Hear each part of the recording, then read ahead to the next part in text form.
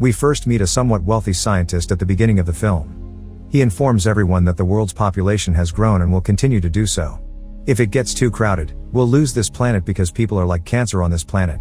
After a while, it is shown that the scientist was running and that just a few agents were pursuing him. You should blast the chemical that I've developed. The scientist's voice could be heard in the background. The result will be the death of half the world's population. The world will be destroyed in 100 years if you don't do this, and to end the world, I created this chemical Inferno. I've left some hints for you in case something happens to me. Later, the scientist runs to a top height and climbs it. There are also the agents who were pursuing him. He was unable to move, so he decided to jump to his death. The entire city is on fire in the next scene of the movie. Many people were wearing masks, and half of them had faces that were facing the wrong way. That indicates that their face was turned to the side. Professor Robert was the man who later in the hospital opened his eyes. A female doctor approaches him and informs him that this is occurring to him because a bullet just missed him.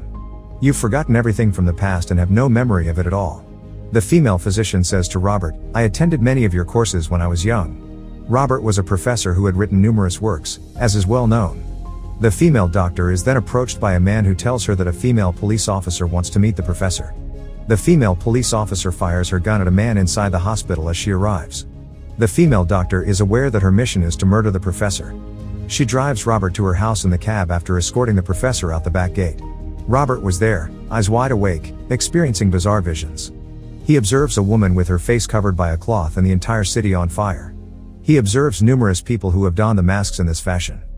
The professor enters his email on Lady Dr. Sienna's laptop after getting home, where he can remember it, and where a new email has been received. I didn't come to meet you according to the plan, they are now pursuing me, and the stolen object is in good hands. Paradise 25 was also inscribed. But Robert couldn't think of the identity of the individual who might have mailed him. Robert later changes into a different outfit in the bathroom. He discovers a tube from his coat after changing into a new outfit. Robert did not know this tube, and when he shows Dr. Sienna this tube, she is shocked. Where did you acquire this tube? It's a biotube that belonged to the government. It allows for the transportation of numerous hazardous items. She also warns Robert that the tube might contain a harmful virus because it could only be opened with a fingerprint. Now that Robert wants to open this, my thumbprint will work properly and it might be made just for me.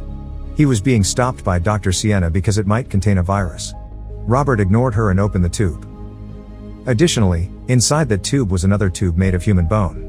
A laser light appears when Robert shakes it, and when they projected it onto the wall, the laser contained a picture which was the picture of hell. All of Robert's vision was captured in one image. They both pay close attention to this image as they search for a name. It turns out to be the name of the professor who had killed him in the beginning. They learned from their research about him that he was on a quest to wipe out half the world's population. In his video, this individual offered a plaque example. They both recognized that he wanted to make a difference by doing something that would stop the spread of a deadly disease. Half of the people will perish as a result of a virus, and they are aware that the virus is involved in this. Later, they found that the image included an anagram, which is a word or phrase that has been spelled backward. That implies that nobody can comprehend these everyday terms. Later, when Dr. Sienna was watching out the window, the police had truly been summoned and they had also come. They left the area without delay and were now getting into a car, and that anagram's meaning was eluding Robert. Dr. Sienna explains to him afterward that these phrases are Italian and imply when you search. Later, Robert reflects that there is a large artwork in this city's museum. The painting that they previously uncovered and where the map of hell was depicted. They must visit the same museum if they wish to find the virus. They'll learn something from that picture. Robert claims to have had a dream in which someone shot him while he was in the automobile. He thinks the infection is inside of him, and when Sienna hears about it, she responds, if the virus was in your body, it could have entered my body up until this point. Whoever you're referring to in this instance hasn't yet given you the infection. It implies that we can still find the virus. A woman comes up to Robert and informs him that you were just here 2 days ago. Why I arrived here 2 days earlier, he wonders. She claims that when you arrived, you spent a considerable amount of time watching a mask. 3 of them go to check, but they don't discover any masks. When the CCTV tape was examined, it was discovered that Robert had taken the mask with a male. Here, it becomes clear that the man in question was only Robert, the person who had sent the email. When it is revealed that Robert has taken the mask, everyone is surprised. When the cops show up later, Robert and Sienna leave the area. A senior organization leader is seen, and it was a company that wasn't affiliated with the government. The scientist who sought to annihilate half of the world's inhabitants is the one we first saw at the beginning of the movie. He had donated his tape recorder to this group and requested the company to make his video popular online after a specific date. In reality, this organization supports these kinds of objectives. The scientist tells them that I have disseminated the plague virus over the world as the leader of this organization sees this video. The world's population will be cut in half within a few days, and no one is aware of the whereabouts of this virus. When this communication reaches the organization's top, he was astonished to learn that the deadline for making this video popular was tonight. The world will begin to experience the virus's spread starting tomorrow. Later, the organization's leader decides to assist the government in saving the globe. When Robert is seen again later, he remembers receiving the email which, at the end said Paradise 25. He is accompanied by Sienna, a female doctor who is familiar with the location. Once there, they discover the mask that was taken from the museum. They closely inspect the mask from the back and discover writing on it. The name of the locations where this virus is stored was mentioned. An agent arrives there before they can read any more in this communication. The agent that was pursuing the scientist was none other than the one we first saw. He says, "I'm a member of WHO, but Robert wasn't familiar with him." This agent was attempting to bring Robert's past to mind, and Robert remembers that he used to be a lady here. He is informed by the agent that the WHO director used to be a doctor. She wants to get this virus so she can sell it to international organizations. Robert is familiar with the doctor the agent was referring to because he had attended class with her. Robert asks the agent, "Do you know about the virus or where this virus could be?" As they travel with the agent, 3 of them depart for Venice after the agent informs them that, based on the location, the virus should be there. The agent informs Robert that the scientist who created this virus committed suicide in my presence. A laser tube was in his pocket. Later, he says, "We've come to you for assistance," but when Robert hears this, he remembers that the agent went to his friend instead of him. Robert is aware that this agent is telling lies. Robert makes an alibi for a headache. When the agent goes to grab some water, they depart from that point. They arrive in a church where people from all over the world attended. They contend that a virus should be present, and after getting a police investigation, they realize they are in the wrong place. "Is there a virus in this church?" she queries. "Not just in this church," he asserts, "but also not in this city. We are in the incorrect location." They later discover that the same agent was after them after they fled from him after tricking him. They locate a cave where they may hide from him, and when they enter the cave, they discover a location where a net has been left. After bribing a woman, Sienna unlocks the key when she flips over. When Robert reaches upside down, she closes the door. Robert was puzzled as to why Dr. Sienna was torturing him. Dr. Sienna tells him that the scientist who created the virus that we are looking for was my buddy, and that he left me hints to help me find the infection. Dr. Sienna discovers the location of the virus and moves to remove any obstacles in its path. The scientist left the indications in case something were to happen to him. With the use of these hints, his supporters and friends might discover the virus and disseminate it over the globe, making his plan effective. Sienna makes her way to the virus, and Robert was also attempting to emerge from this cave. The agent who was after Robert and Sienna arrives in the interim, and Robert is taken with him from that point on. He now learns that this spy is seeking the virus to spread it over the world because they are both followers of the scientist. When the leader of the senior organization comes, he turns the agent over and murders him before the agent has a chance to hurt Robert.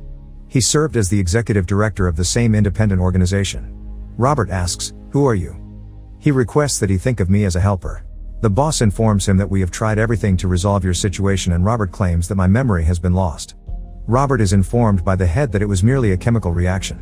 "You were abducted by one of my agents after we gave you an injection. These were all our friends, including the female police officer who entered the hospital and killed a patient there. To crack the virus's code, we need to catch you." That scientist enjoys popularity all across the world. As soon as the scientist passed away, his companion, Dr. Sienna, came to us. She was aware that we were employed by the scientist to complete a mission. He sent us a video and demanded that we release it on a specific day. Dr. Sienna informs us that her friend is developing a chemical. At the time, we did not know about this infection and were prepared to assist her. Our lone agent approached you in the meanwhile. The same painting of hell is on her laser light. We kidnapped you because we wanted to get all of your responses. Because your thumbprints were linked to the passcode for the laser light. After Sienna assisted you at the hospital, you may have believed she was trying to be of assistance. However, when she left after removing you, we began to have our doubts and learned about the virus. The head explains that we want to carry the virus with the government for this reason, so that it cannot get into the hands of the wrong people. The female doctor who had given Robert laser therapy arrives in the interim. They embrace and were previously close friends. They now set out for the virus's site. On the opposite side, it is possible to see Dr. Sienna, who has arrived there. She goes there and approaches a different supporter of the scientist. She is informed by him that we must detonate the bombs near the virus. The mobile device will be in total control. When we give the order from the mobile, the bomb will be detonated. The virus will then propagate into the water as a result, and the scientist's wish will come true. Robert and his friends learn where the virus is on the other side. This virus was stored in a location where music was being performed. There were participants in the musical program from all around the world. If the sickness spreads there, it will also spread over the rest of the world with them. The WHO director promotes this area and skills the locals to leave. The chief of WHO investigates this virus and discovers it. Before they can contract the infection, Sienna and her party reach the location. A friend of Sienna's is murdered by the organization's leader. Sienna arrives and kills the head before dropping the device into the water where the virus was. Robert makes an effort to explain, if Sienna doesn't stop, the planet will perish. You're doing it incorrectly, but Sienna believes she's doing the right thing. Fortunately, there was no signal when she pressed the cell phone button, so Sienna jumped into the water. The virus was contained in a container, and the head of WHO is holding the virus container when she detonates the bomb, but the infection hasn't yet spread into the water. In the meantime, she gets attacked by a scientist supporter. While he was attempting to open the container, Robert arrived. He beats him, but in the meantime, the cops show up, open fire, and kill the man. The virus has been once more preserved by the chief of WHO. They prevent the virus from dispersing into the water in this way. The head of WHO takes the virus with her in the movie's last scene, where it will be eliminated. Robert visits the museum where the mask was stolen and he returns after leaving the mask there. In this way, Robert and WHO's team prevented the scientist's virus from spreading throughout the planet. The movie ends here. Thanks for watching and click on the next movie recap displayed on screen.